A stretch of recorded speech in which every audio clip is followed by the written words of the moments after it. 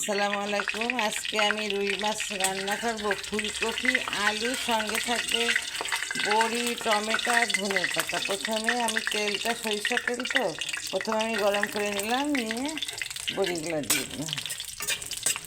এই বড়িটা অনেক জাল খায়। আর আমি কপিটা ভাপ দিয়ে নিছি। এবার আদা রসুনের পেস্টটা দিয়ে দিচ্ছি। 2 চামচ আদা রসুনের পেস্ট দিলাম, একটু ধনের গুঁড়া দিয়ে দিলাম,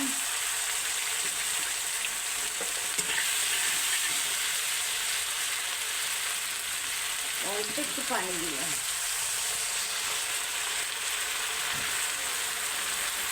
এবার লবণ, মশলাটা প্রায় কষানো কমপ্লিট, তেল বের হয়ে গেছে। এবার আমি ফুলকপিগুলো দিয়ে দিচ্ছি।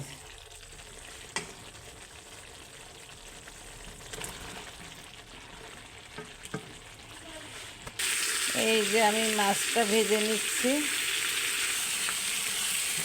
এই যে খুব ভালো করে ফুলকপিটা কষাই নেব।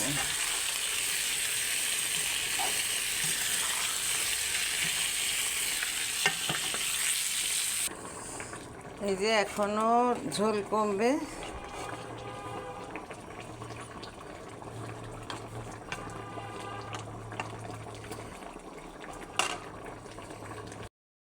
শুভরাত্রি, শুভরাত্রি। এই যে ধোয়া উঠানো নিহারি, এই যে এখন জিরার গুঁড়া ছিটাই দিলাম।